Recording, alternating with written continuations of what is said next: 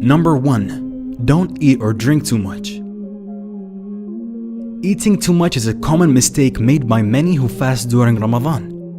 Once it's time to eat, we eat and drink like there's no tomorrow, overloading our stomachs until it's difficult to move.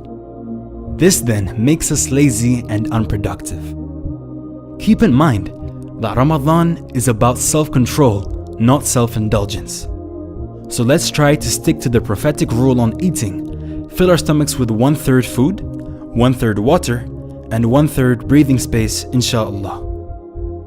Number 2. Give daily charity. The Prophet Muhammad, peace and blessings be upon him, was always generous, but even more so during the month of Ramadan. The rewards for charity are increased so much during Ramadan that we strongly advise everyone who can to donate a little amount every single day during Ramadan. The reward will be multiplied many times. This way you can also guarantee your donation is on Laylatul Qadr, the night of power. A person who donates only 10 pounds on Laylatul Qadr will have the reward of donating 300,000 pounds of charity. Subhanallah, don't miss out. Number 3. Pray 5 times a day. Will always be greater and above all the sunnah or optional prayers. So please do not neglect your obligations this month. Number 4. Month of the Quran.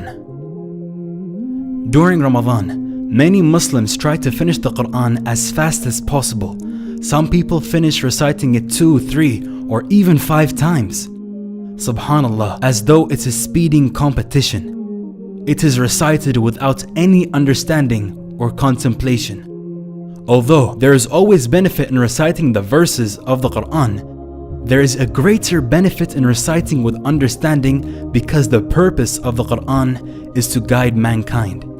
And how can we be guided if we don't take time to understand the verses? So make this the month you truly connect with the Quran.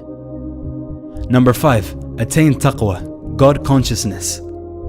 The Quran prescribes fasting for the believers in these words: O you who have believed, decreed upon you is fasting as it was decreed upon those before you, so that you may attain taqwa. Hence, the intent and effect of fasting, as described in this verse, is to acquire taqwa. Presence of taqwa helps protect the believer from committing sins and to overcome the nafs, desires. There is no equivalent English word for taqwa.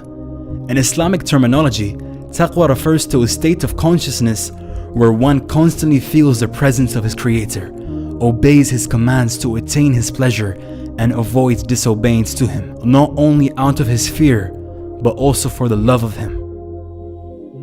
These are just 5 tips from the Merciful Servant team, wishing you all a very blessed Ramadan.